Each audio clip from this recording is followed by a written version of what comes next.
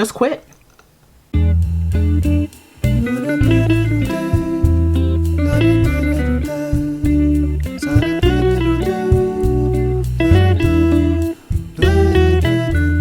Hey y'all, my name is Jenny. Welcome to my channel. If you've opened this video, then you're a therapist that is thinking about possibly quitting your therapy job because of burnout. I want you to go ahead and take this video into your kitchen, grab some coffee, grab some tea, whatever you like to drink, and sit down and just listen. And then I want you to watch it again with pen and paper, taking great notes. Before I share the tips on how to avoid burnout, I'm going to show you some signs that you may be experiencing burnout. If you find yourself being more forgetful than usual and you're having difficulty concentrating, you may be experiencing burnout. You have diminished pride in your work, you're losing sight of yourself and your goals, you have a hard time being present with your loved ones, present in the therapy room, you're frustrated and you're easily irritable, or sometimes you may have unexplained muscle tension or just random pain and fatigue. So now that I've talked to you about signs to look out for when experiencing burnout, I want to share with you 9 tips to prevent burnout. Number 1, I want you to take a break. Take a break in between sessions. Go for a walk. Take your lunch break. Don't take your lunch break to just complete your notes. Take an actual break. Step away from the computer if you're doing therapy virtually. Step away from the room if you're seeing clients in person. I understand that it's important to have your notes done every day and be up to date on them, but sometimes you might be sitting in front of that computer for hours and you haven't realized that you haven't had any water, you have not seen the sun, you haven't opened your door for some fresh air, you just haven't gotten out there. You're just kind of sitting in front of the computer or sitting in the therapy room and just taking in all this information that people are sharing with you. That's not healthy. That's not. Number 2, I want you to schedule random days off. So I'm talking like a random Tuesday, a random Friday, a random Thursday. Just schedule those days off because you might look at your calendar like, oh, I didn't realize I was off. What are my plans? Do I have something to do? No, you just took the day off to just be. Number 3, always keep learning. I know I mentioned taking a day off in number 2, but number 3 is really about taking a day off to learn. And this is an addition to the random day off. So taking days off to do CEUs, and it doesn't have to be CEUs that are necessary to renew your license, but just learning a new therapeutic technique can be very valuable to you. It can remotivate you to try different things with your patients that maybe you're not getting through or that you've seen that are not improving. Number 4, sometimes you may feel like you're not helping your clients or you're not being supportive for your clients, and this could lead to burnout. And that's why it's important to check in with your clients.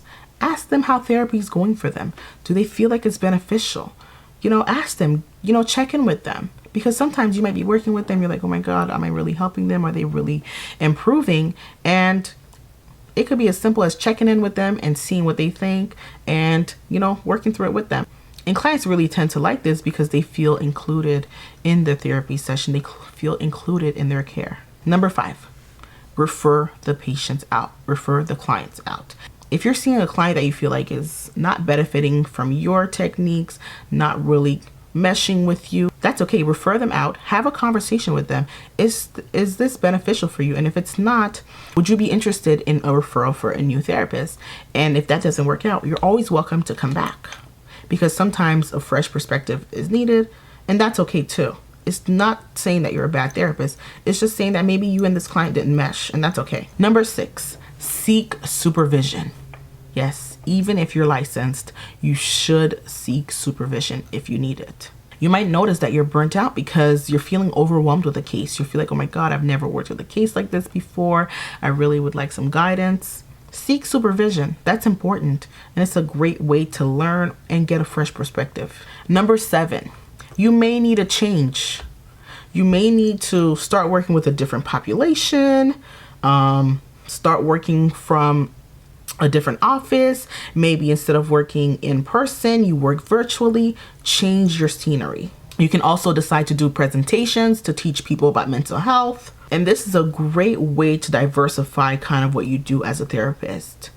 So you can have the best of both worlds. You do presentations, you do consultations, and you see clients. So that might be a great way to diversify what you do.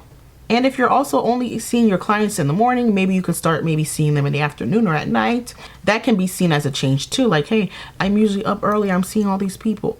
Let me see them in the evening instead. A little change can go a long way. You're a therapist, so maybe you go see one too. And that's completely normal. Like I've said this before, if you're a therapist, it's important for you to see a therapist. It's important and it's beneficial. And this last one could be a little controversial, but just quit. Yeah, I said it. Quit. Especially if you're a social worker. You can work in hospital social work. You can do a travel assignment. You can do different things. Sometimes doing the same job for many years can be hard. And the answer could be as simple as quitting and doing something new. Like one boundary that I've set for myself as a social worker is I won't drive to see clients anymore. I don't want to go into patient homes. That's a boundary I've set for myself. Like if I'm ever applying for a new job and they're telling me, oh, you have to drive and see these people, I'm automatically like, okay, no, this is not for me. Because if you've ever done work where you're going to see people at home, then you know how tough it could be with being in traffic and not knowing what you're walking into. It can be hard. So as a master's level clinician, I've done several different jobs and I've come back to therapy. I've left therapy. It's just trying different things. So thank you all so much for watching. I want you guys to comment and let me know. Do you have any tips for burnout? Do you have any other things that you notice happens when you're burnt out? I would love to hear from you. And like I said before, you should rewatch this video again and take notes on what your plan is. Make a plan and make a change. You deserve it. Okay, bye. Don't forget to like, comment, and subscribe. Bye.